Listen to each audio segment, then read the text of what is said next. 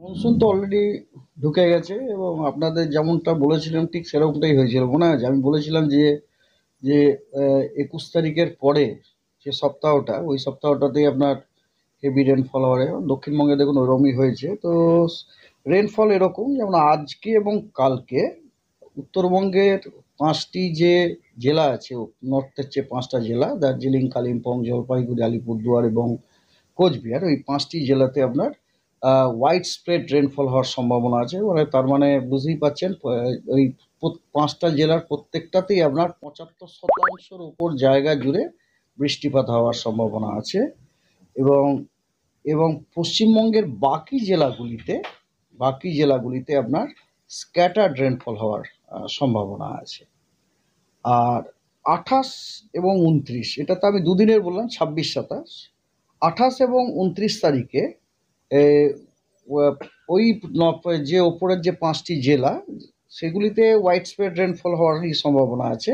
কিন্তু পশ্চিমবঙ্গের বাকি সব জেলাতেই কিন্তু ফেয়ারলি হোয়াইট স্প্রেড রেনফল হওয়ার সম্ভাবনা আছে। তার মানে আপনার 50 থেকে 75% এরিয়া জুড়ে বৃষ্টিপাত হওয়ার সম্ভাবনা প্রতিটি জেলাতে, পশ্চিমবঙ্গের প্রতিটা জেলাতে, এক্সেপ্ট দোজ 5 ডিস্ট্রিক্ট যেগুলিতে আপনার 75%-এরও ওপর বেশি জায়গা জুড়ে বৃষ্টিপাত হওয়ার সম্ভাবনা আছে।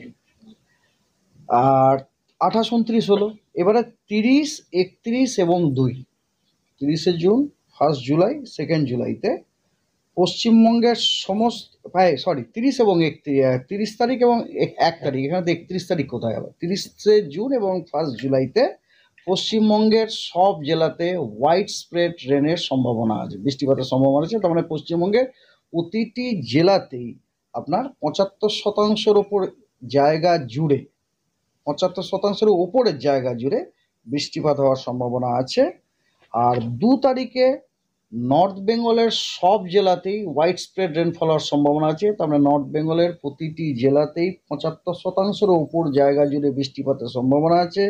এবং সাউথ বেঙ্গলের সবকটি জেলাতেই আপনার ফেয়ারলি হোয়াইট স্প্রেড রেনফল হওয়ার সম্ভাবনা আছে। অর্থাৎ সাউথ বেঙ্গলের সবকটি জেলাতে 50% থেকে 75% জায়গা জুড়ে বৃষ্টিপাত হওয়ার সম্ভাবনা। ওয়েদার ওয়ার্নিং আছে আজকে 26 তারিখে নর্থ বেঙ্গলের দার্জিলিং এবং জলপাইগুড়িতে ভারী থেকে অতি ভারী বর্ষণের কমলা সতর্কবার্তা দেওয়া হয়েছে। এবং নর্থ বেঙ্গলের কালিম্পং, আলিপুরদুয়ার, কোচবিহার এবং নর্থ দিনাজপুরে ভারী বর্ষণের হলুদ সতর্কবার্তা দেওয়া হয়েছে। এছাড়া নর্থ বেঙ্গলে আপনার দুটি দিনাজপুরেই এবং মালদাতে বজ্রবিদ্যুৎ সহ বৃষ্টি এবং তার সাথে 30 থেকে 40 কিলোমিটার প্রতি ঘন্টায় গতিবেগে ঝোড়ো হাওয়ারও সতর্কবার্তা জানানো হয়েছে।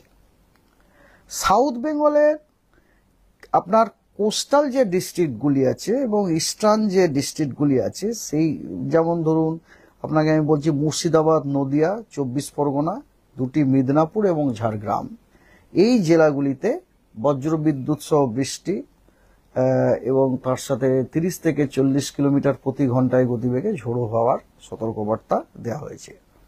আগামীকাল 27 তারিখ এবং 28 তারিখ, এই দুদিনের জন্য নর্থ বেঙ্গলের 5টি জেলা দার্জিলিং, জলপাইগুড়ি, কোচবিহার, কালিম্পং এবং আলিপুরদুয়ারে আপনার ভারী বর্ষণের হলুদ সতর্কবার্তা দেওয়া হয়েছে। এবং এছাড়া নর্থ বেঙ্গলের অন্য কোনো জেলাতে কোনো সতর্কবার্তা দেওয়া হয়নি। তবে দক্ষিণবঙ্গের সব জেলাতেই thunderstorm, lightning and gusty wind with speed 30 to 40 kilometre per আওয়ারের সতর্কবার্তা দেওয়া হয়েছে। 29 তারিখে নর্থ বেঙ্গলের উপরোক্ত 5টি জেলা, যেটি একটু আগে বললাম, সেই জেলাগুলিতে ভারী বর্ষণের সতর্কবার্তা দেওয়া হয়েছে। এবং আর কোনো জেলাতে, পশ্চিমবঙ্গের আর কোনো জেলাতে জন্য কোনো সতর্কবার্তা দেওয়া হয়নি। 30 তারিখে আপনার খালি ভারী বর্ষণের সতর্কবার্তা দেওয়া হয়েছে কেবলমাত্র আপনার নর্থ বেঙ্গলের ওই 5টি উত্তরের জেলাগুলিতে, এবং তার সাথে সাথে আপনার সাউথ দিনাজপুর, মুর্শিদাবাদ, নদিয়া, নর্থ এবং সাউথ 24 পরগনা এগুলিতেও হেভি রেনফলের সতর্কবার্তা দেওয়া হয়েছে। তাহলে 30 তারিখে সতর্কবার্তা, ভারী বর্ষণের সতর্কবার্তা নর্থ বেঙ্গলের আপনি 5টি উত্তরের জেলা, এছাড়া সাউথ দিনাজপুর, দক্ষিণবঙ্গে আপনার মুর্শিদাবাদ, নদিয়া, 2টি 24 পরগনাতে ভারী বর্ষণের সতর্কবার্তা দেওয়া হয়েছে। সাইক্লোনিক সার্কুলেশন একটা আছে আমাদের ওয়েস্ট সেন্ট্রাল মানে হচ্ছে পশ্চিম, এবং সেন্ট্রাল মানে হচ্ছে কেন্দ্রীয়, কেন্দ্রীয় ওয়েস্ট সেন্ট্রাল বে অফ বেঙ্গলে এবং নর্থ ওয়েস্ট বে, মানে এই জায়গাতে একটা সাইক্লোনিক সার্কুলেশন আছে। এবং সব থেকে যেটা বড় কথা, ওই সাইক্লোনিক সার্কুলেশনটা ডেপথটা খুব ভালো, মানে মোটামুটি ধরুন সমুদ্রপৃষ্ঠ থেকে 1.5 কিলোমিটার থেকে শুরু করে সমুদ্রপৃষ্ঠ থেকে 5.8 কিলোমিটার পর্যন্ত ওই সাইক্লোনিক সার্কুলেশনটি বিস্তৃত আছে। এবং আর একটা যেটা ভালো জিনিস, যে ওই সাইক্লোনিক সার্কুলেশনটি কিন্তু উচ্চতার সাথে সাথে দক্ষিণ পশ্চিম দিকে টিল্ট করে যাচ্ছে, বেঁকে যাচ্ছে আর কি, যেটা খুবই উপযোগী আর কি। আর আমাদের অনুমান হচ্ছে এই সাইক্লোনিক সার্কুলেশনটি হয়তো আগামীকাল বা আগামী পরশু দিনে হয়তো ভূমিতে ওটা ডিসেন্ড করে গিয়ে একটি লো প্রেসার এরিয়া হয়তো ফর্ম করতে পারে।